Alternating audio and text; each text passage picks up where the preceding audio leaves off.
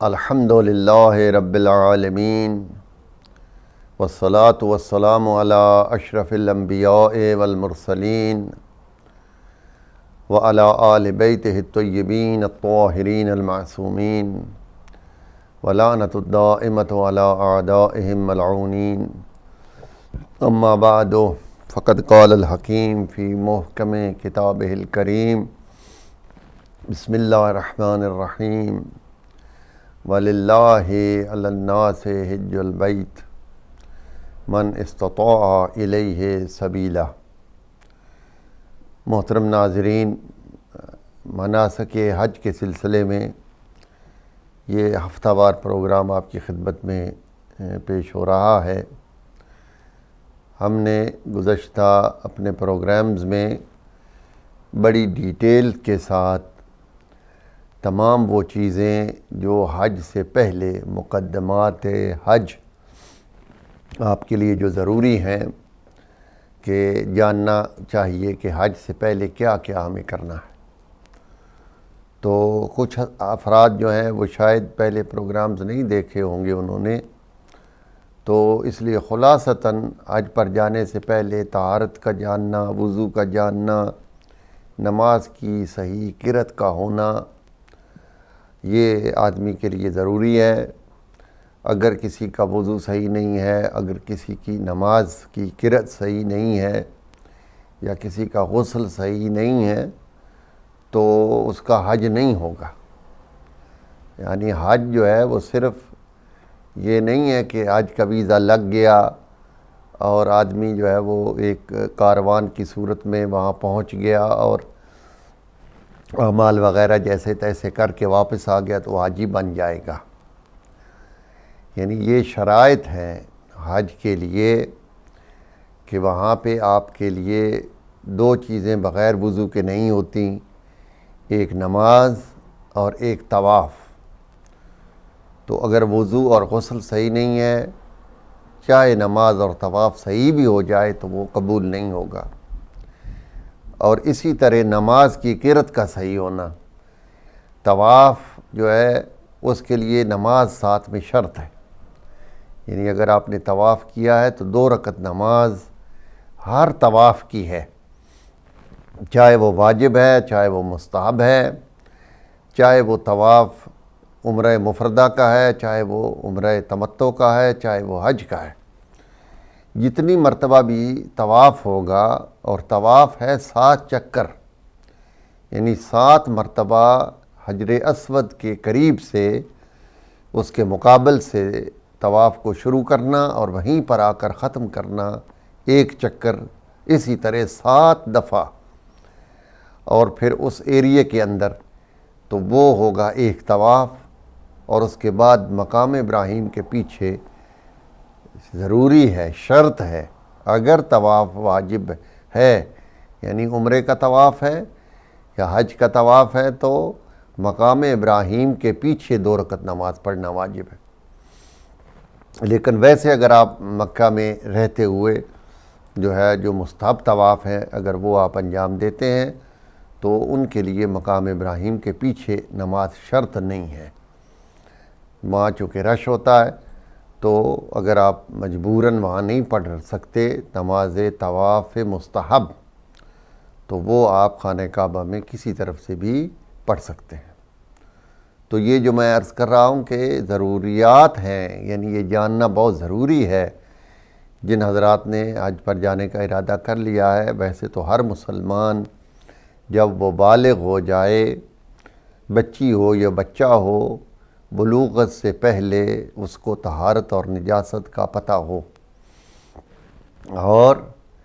ادھر اس کی بلوغت شروع ہو جائے، ساتھ ہی اس کو نماز آتی ہو، اس کو وضو آتا ہو، اس کو غسل آتا ہو، تاکہ وہ اللہ کے فرمان کے تحت وجوب کے ساتھ ہی وہ شروع کر دے۔ تو اگر خدا نخواستہ حج پر جانے والوں کو ان چیزوں میں کوئی ڈاؤٹ ہے کہ شاید ان کا وضو صحیح نہ ہو، کیونکہ ہمارے ہاں کوئی ایسا درسگاہیں عام پبلک کے لیے بہت کم ہیں۔ ہمارے ہاں جو سلسلہ مجالس کا اس میں جو ہے وہ ایک خاص طرز کا سلسلہ ہے، اور اس میں بھی یہ چیزیں بحث نہیں ہوتی نہ بتائی جاتی ہیں۔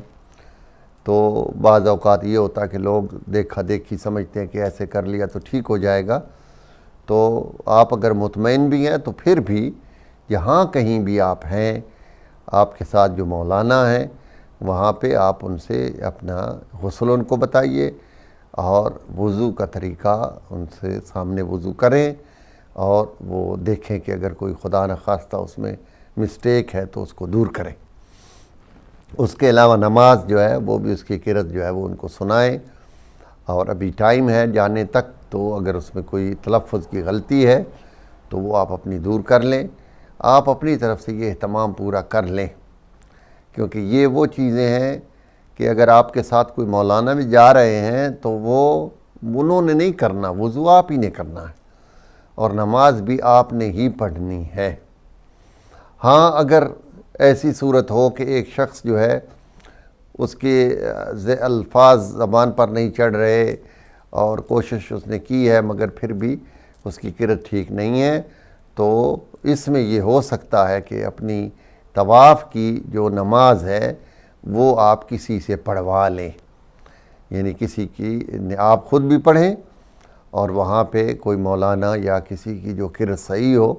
تو آپ ان سے بھی کہیں کہ آپ میری طرف سے بھی آپ ایک دفعہ 2 رکعت نماز پڑھ دیں، احتیاط۔ خلاصہ یہ جانے سے پہلے اور پھر یہ بھی عرض کیا کہ تھوڑی واک بھی شروع کریں، تاکہ وہاں جا کے آپ کو پیدل چلنا پڑے گا، اور پھر اگر آپ بالکل عادی نہیں ہیں جیسا کہ یہاں کا لائف سٹائل ہے تو پھر آپ کے لیے فوراً جاتے ہی بڑا مسئلہ بنے گا، تو تھوڑا بہت آپ کو یہاں پر چلنا ابھی سے شروع کرنا چاہیے۔ انجیکشن جو ہیں میننجائٹس وہ ریکمینڈڈ ہیں، اور گورنمنٹ سعودیہ کی طرف سے بھی یہ ریکوائرمنٹس ہیں، اگرچہ آج کل ویزا دیتے ہوئے وہ چیک نہیں کرتے، لیکن پھر بھی اپنی صحت کے لیے وہ ضروری ہے کہ آپ اپنے جی پی سے میننجائٹس جو ہے وہ لگوا لیں،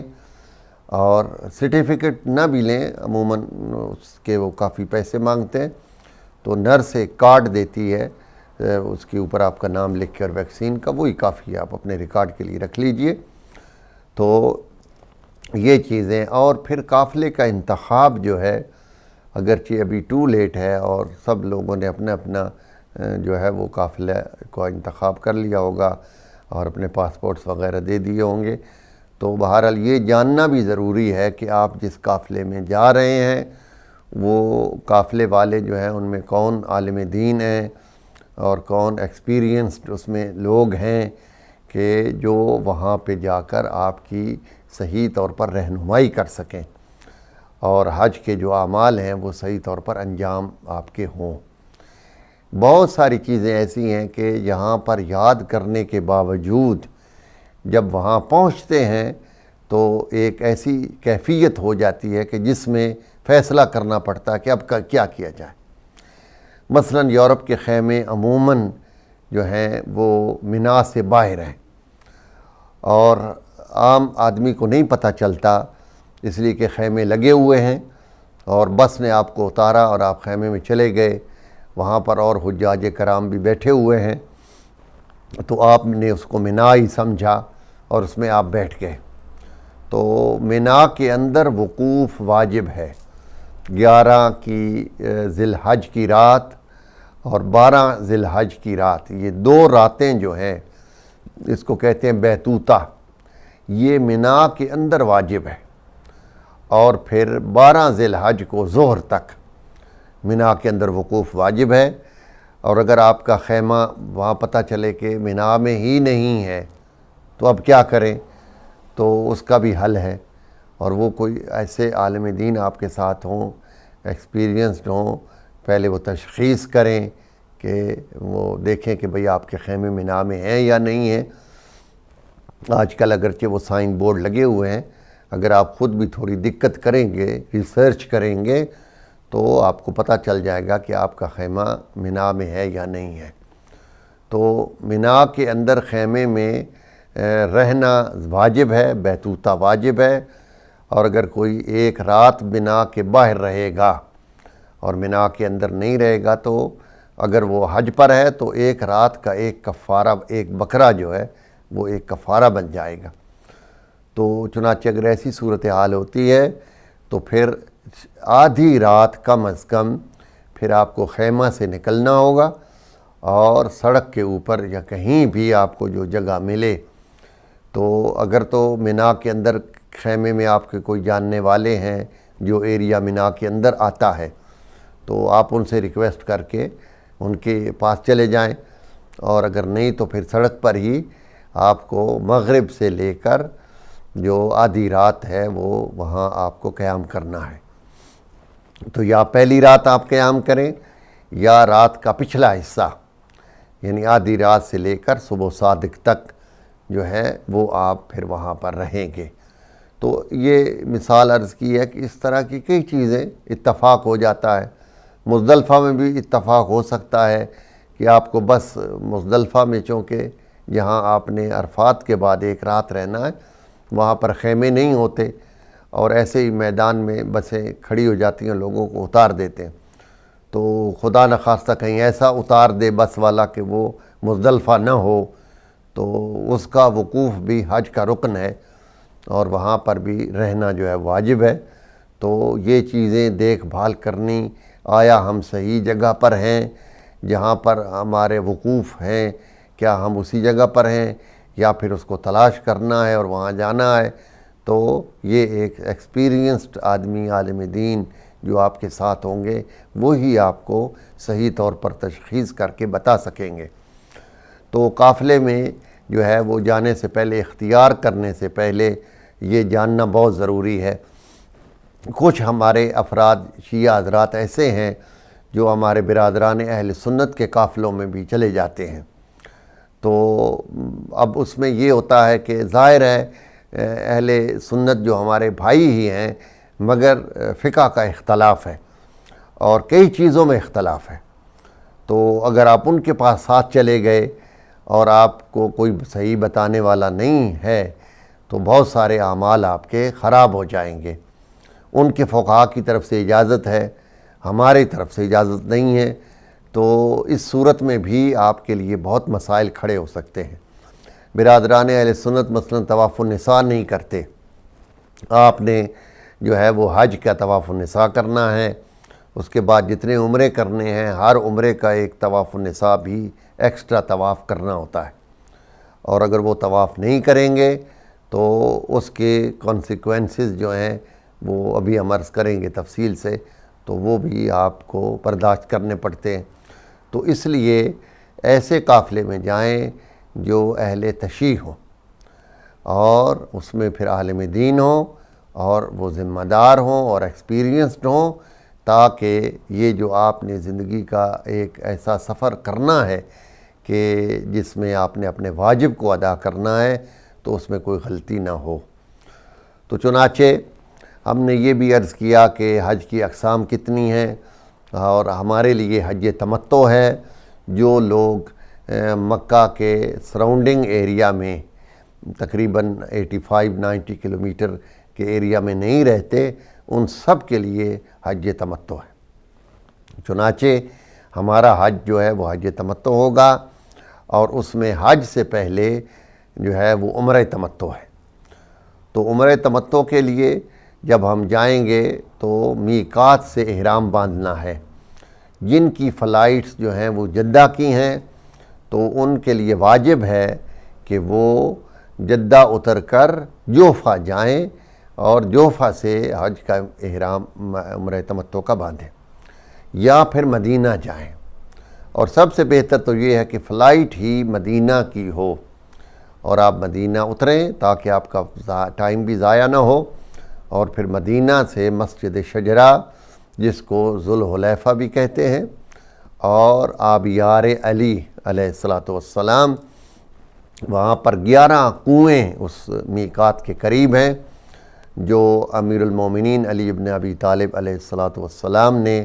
اپنے دست مبارک سے وہ کنویں کھودے تھے، اور تاکہ جو احرام باندھنے کے لیے لوگ وہاں آتے ہیں ان کو آسانی سے پانی فراہم ہو جائے۔ تو اگرچہ وہاں کی حکومت جو ہے وہ اس قسم کے آثار کو مٹا رہی ہے، اور اب جو ہے وہ کنویں کے اوپر تو یہ نام بھی نہیں لکھا ہوا، لیکن موٹر وے پر وہ ابھی تک اس کو آبیار علی کا سائن نظر آتا ہے۔ تو وہ جگہ ہے جہاں پہ آپ نے احرام باندھنا ہے عمرہ تمتع کا۔ تو اگر مدینہ نہیں آ رہے تو پھر میں نے عرض کیا ہے کہ آپ کو جانا پڑے گا جوفہ۔ مسجد جوفہ جو ہے وہ ایک علاقہ ہے جس کا نام ہے رابغ، تو اس کے قریب ہے، اور غدیر خم کا جو میدان ہے جس میں ولایت امیر المومنین علی علیہ السلام کا پیغمبر صلی اللہ علیہ وآلہ وسلم نے حجۃ الوداع کے بعد اعلان فرمایا تھا، وہ بھی وہاں سے قریب ہے، وہ ایریا وہی ہے۔ تو اگر وہاں بھی نہیں جا سکتے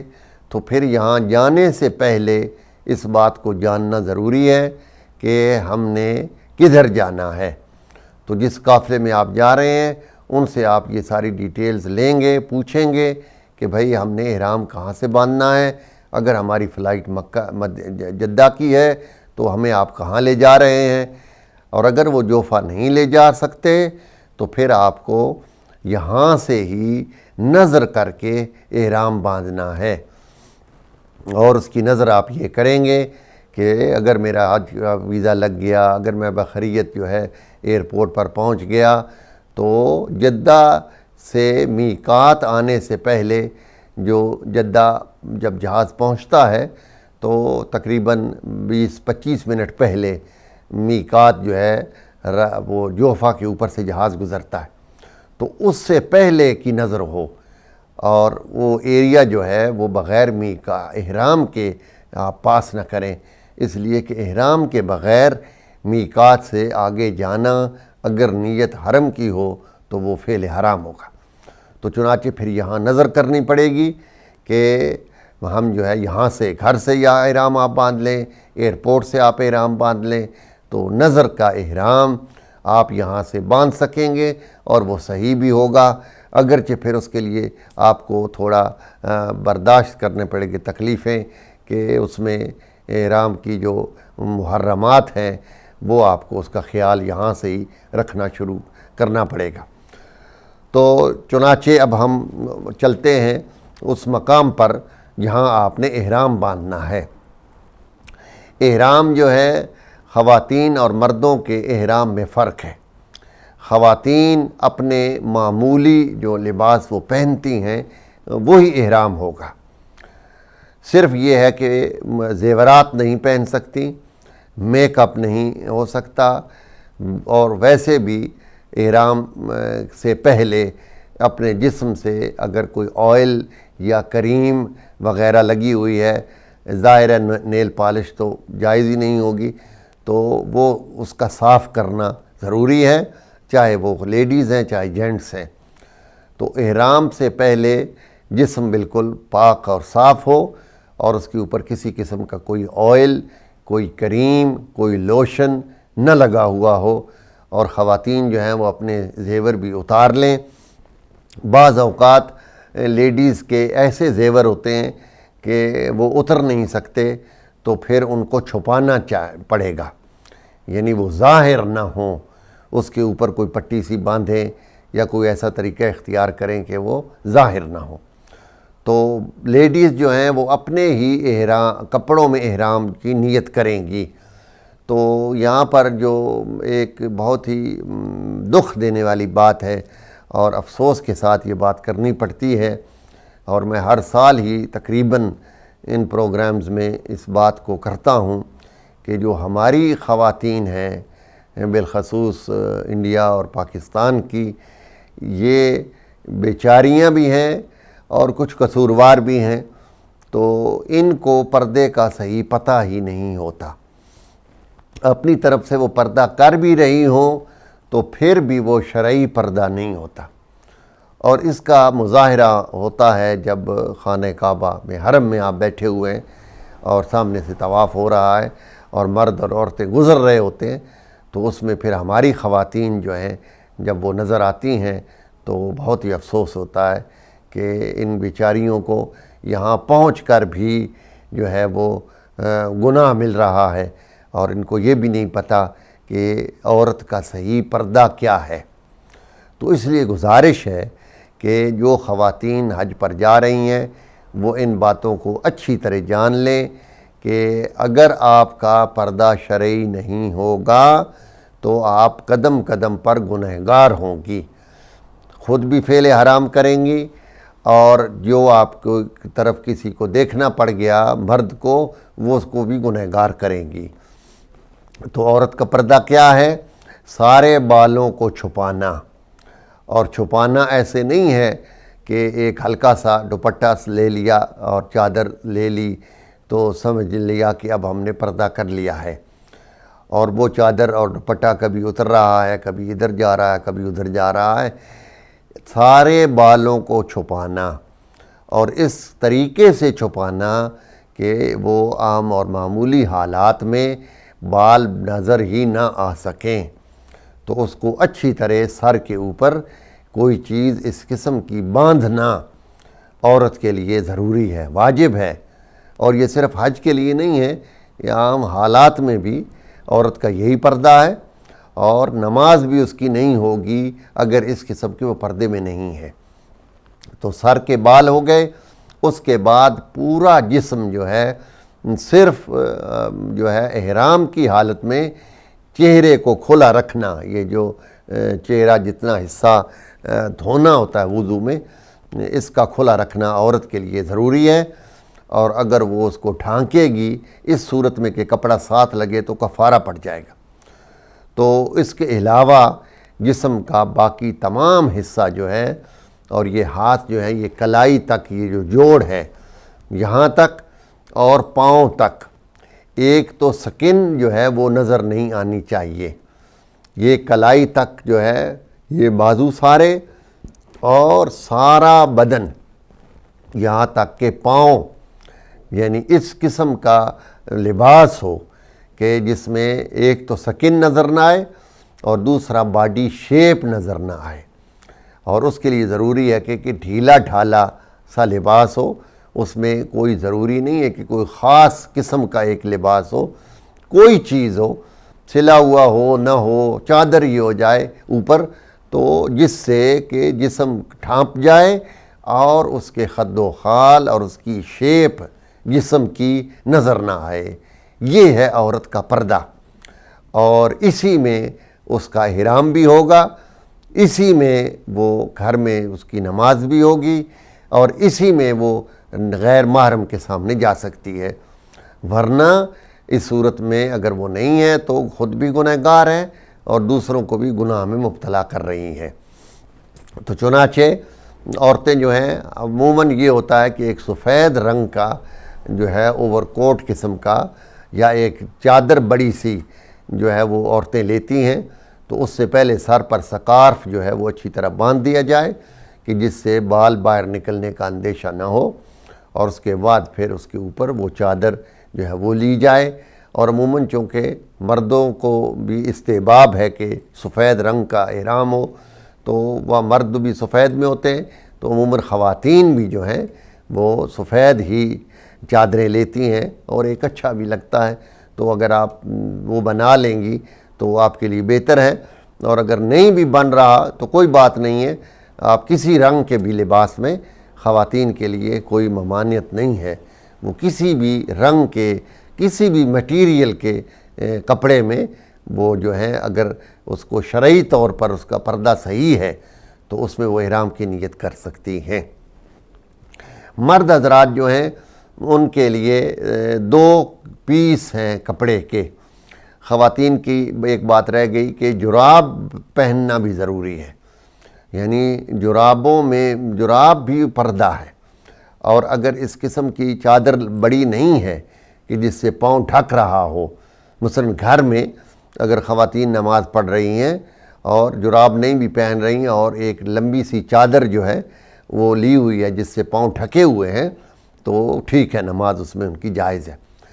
لیکن سفر میں چلنا ہے جب، تو اب ظاہر ہے کہ نیچے چادر تو نہیں لگ رہی ہوگی، تو اگر پاؤں ظاہر ہوں گے تو حرام ہے۔ اور احرام میں یہ ہے کہ خواتین یہاں بھی جب باہر نکلتی ہیں یا نامحرموں نے دیکھنا ہوتا ہے یا نماز پڑھنی ہوتی ہے تو جراب کا پہننا ضروری ہے۔ تو مردوں کا احرام میں نے عرض کیا 2 چادریں ہیں انسلی، اور ان کے قد کے مطابق جو ہے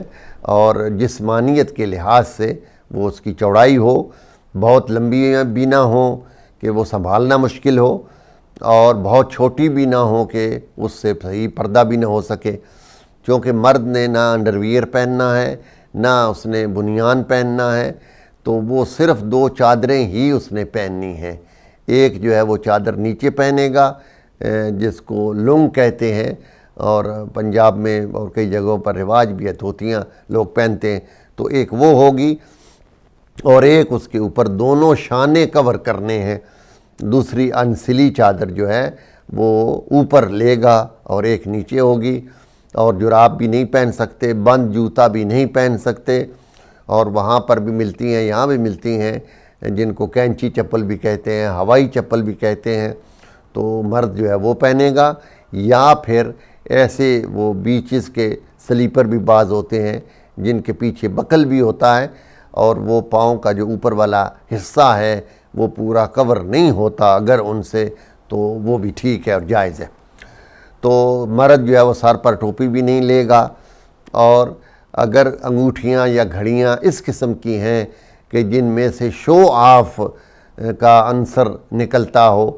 تو احرام کی حالت میں ایسی چیزیں بھی نہیں ہونی چاہیے۔ ویسے تو گھڑی جائز ہے، آپ نے ٹائم دیکھنے کے لیے باندھی ہوئی ہے، لیکن یہ ضروری نہیں ہے کہ راڈوں سے ہی ٹائم نظر آتا ہو، یا کہ بہت مہنگی گھڑی، تو وہ ظاہر ہے آپ نے صرف ٹائم کے لیے نہیں رکھی ہوئی، وہ آپ نے دکھانے کے لیے بھی رکھی ہوئی ہے کہ لوگوں کو پتہ چلے کہ میں نے کتنی قیمتی گھڑی پہنی ہوئی ہے۔ تو ایسی چیزوں سے بھی احتیاط ضروری ہے، احرام باندھنے سے پہلے ان کو اتار لینا چاہیے۔ تو اگر آپ مثلا مدینہ سے جا رہے ہیں احرام باندھنے کے لیے، جو عموماً ایسا ہی ہوتا ہے، تو بہتر یہ ہے کہ آپ جو ہے چلنے سے پہلے تقریباً عصر کے وقت، وہاں سے ظہر کے وقت ہوٹل کا ٹائم ختم ہو جاتا ہے،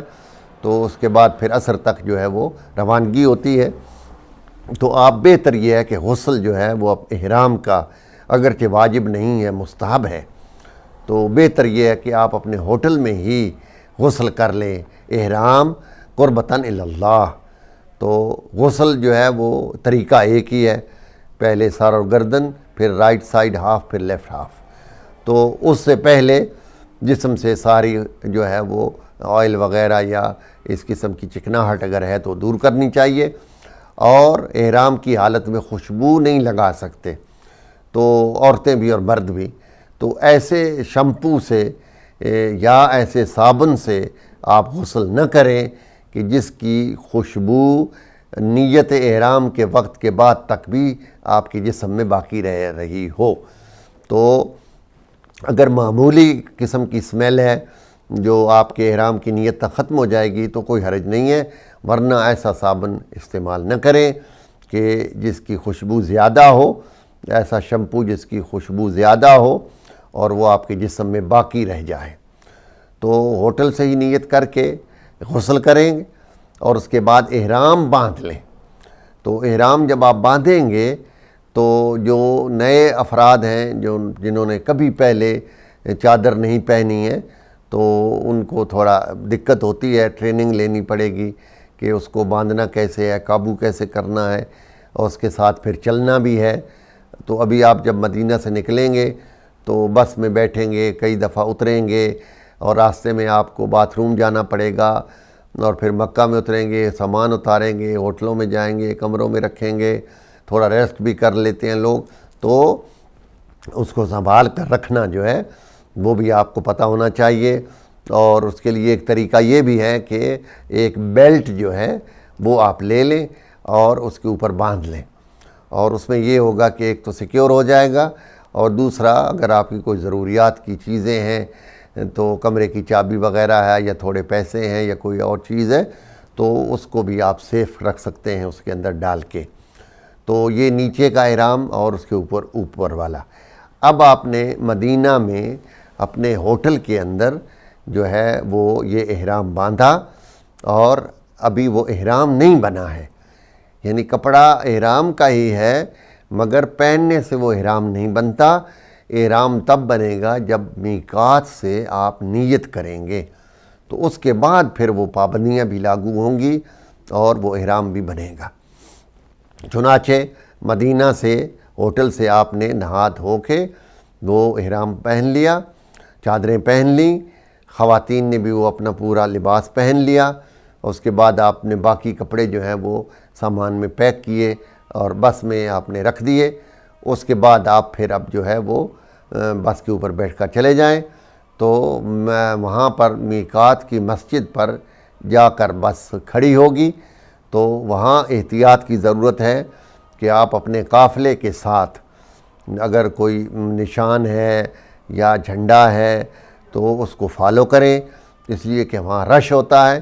بالخصوص جو بوڑھے حضرات ہیں آپ کے ساتھ یا خواتین ہیں تو ان کو اکٹھا رکھنا ضروری ہے، تو کیونکہ ایک اجتماع ہوگا بہت بڑا، ایک قسم کی بسیں ہوتی ہیں اور سب نے ایک ہی لباس پہنا ہوا ہوتا ہے، تو آدمی گم بھی ہو سکتا ہے، پریشان بھی ہوتا ہے۔ تو اس کے لیے یہ ہے کہ آپ کے ساتھ جو لیڈر ہیں ان کی بات سنیں غور سے، اور وہ جہاں کہیں وہیں جمع ہوں، جب کہیں اس وقت چلیں، اور اگر کہیں جانا ہے تو بتا کر جائیں، مثلا باتھ روم میں جانا ہے، وضو کی تجدید کی ضرورت ہے، چائے وائے پینے کے لیے جانا ہے، تو آپ یہ بتائیں اور پھر جائیں تاکہ ان کو پتہ ہو اور آپ کا انتظار ہو۔ تو وہاں پہنچ کے مسجد کے اندر آپ چلے جائیں گے، خواتین بھی مسجد میں جائیں، مرد بھی مسجد میں جائیں گے، اور وہاں پر عموماً مغرب اور عشاء کی نماز پڑھی جاتی ہے، اور اگر نماز کے اوقات نہ ہوں تو پھر کم از کم 6 رکعت نماز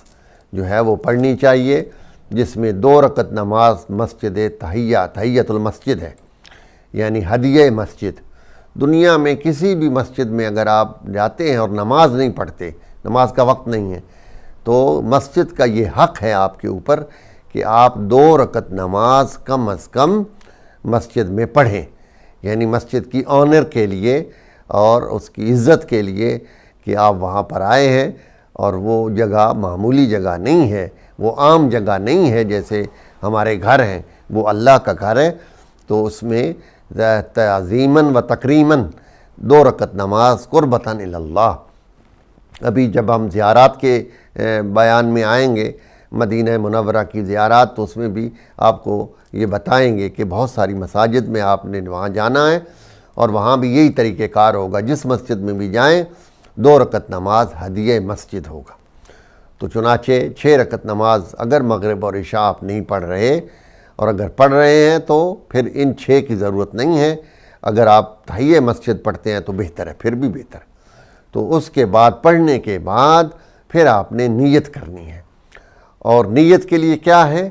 کہ آپ نے جب آپ نیت کریں تو ایک دفعہ احرام کو ہلائیں جب نیت کر رہے ہوں، خواتین ہوں یا مرد ہوں، جب یہ دل میں قصد ہی ہے اور زبان سے بھی استحباباً اگر کہہ رہے ہیں کہ احرام باندھتا ہوں یا باندھتی ہوں، تو تھوڑا سا اس کو اوپر والی چادر کو ہلا کر عمرہ تمتع کے لیے۔ اب جن کا پہلا حج ہے اور اپنا حج ہے ان کی نیت ہوگی عمرہ تمتع جو ہے وہ حجۃ الاسلام،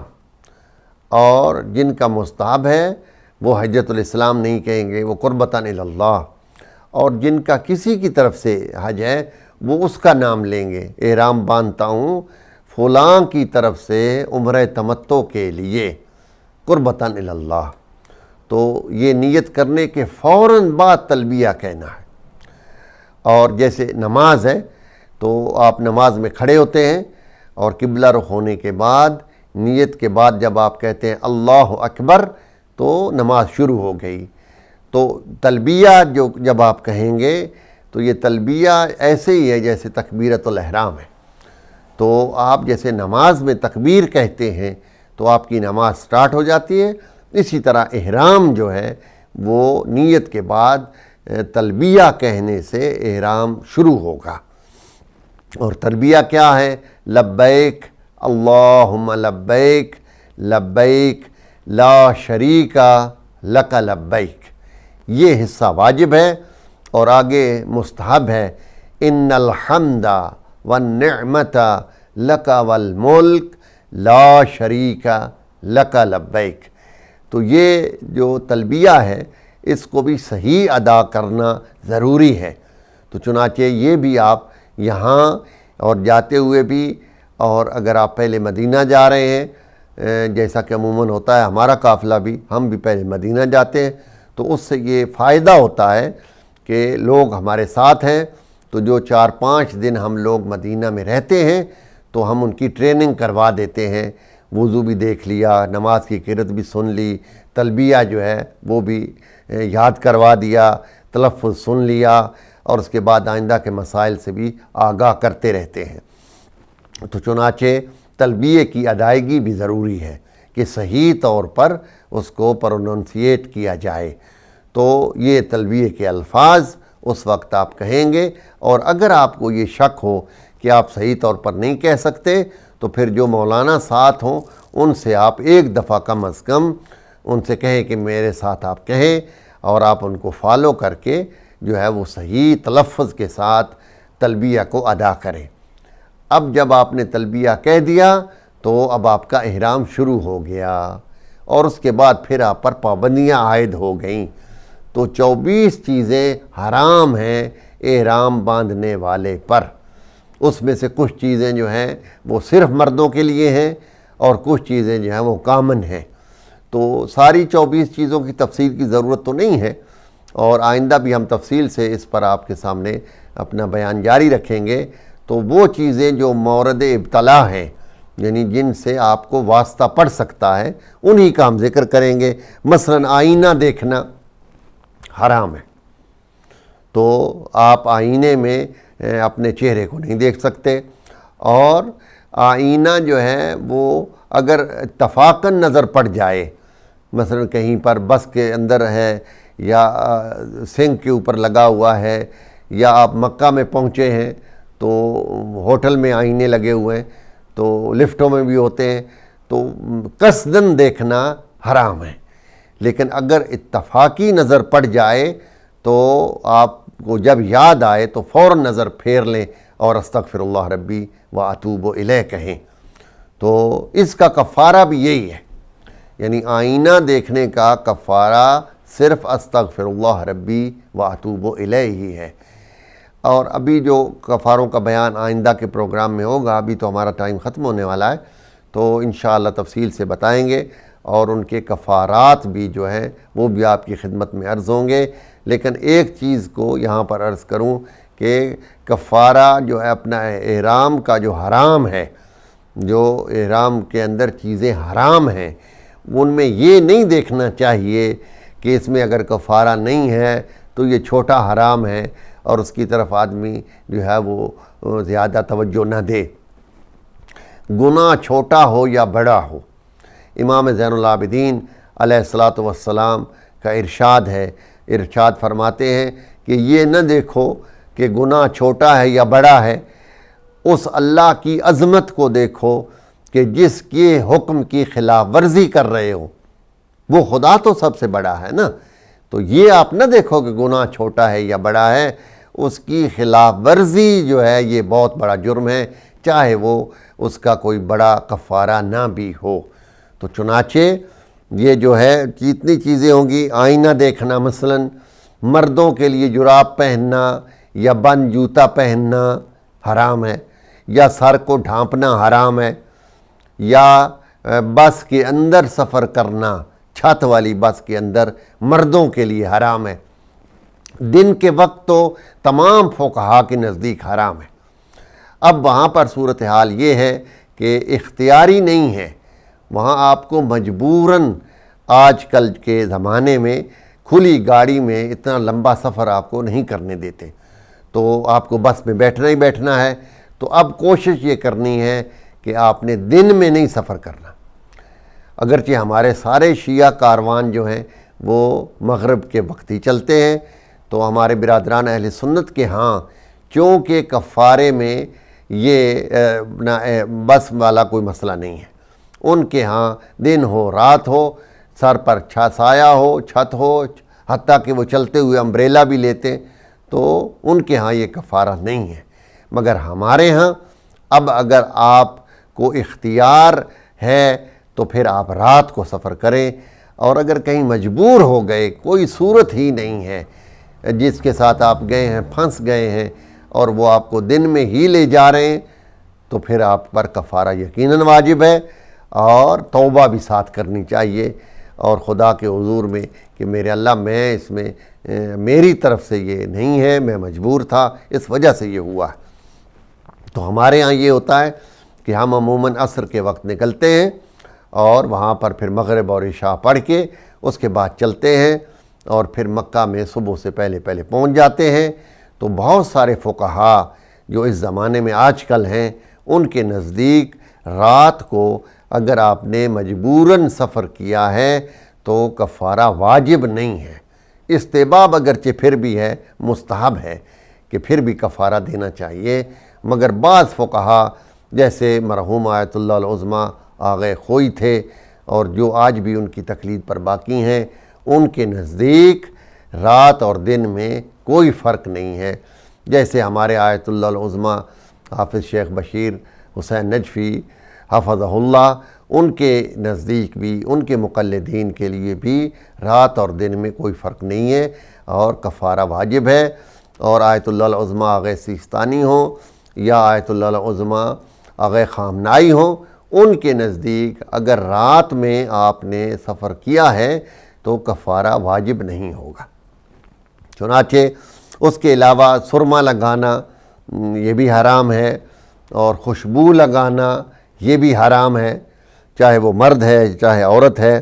جسم کے بال صاف کرنا جو ہے وہ یا کھینچنا یا تراشنا یا شیو کرنا جسم کے بالوں کی، یہ بھی حرام ہے، اور خون نکالنا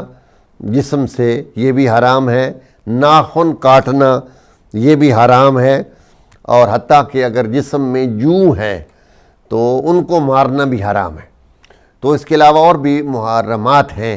احرام کے، جو ہم آئندہ اپنے پروگرام میں تفصیل کے ساتھ آپ کی خدمت میں عرض کریں گے۔ اگر ابھی تک آپ حج کے لیے آمادہ نہیں ہوئے ہیں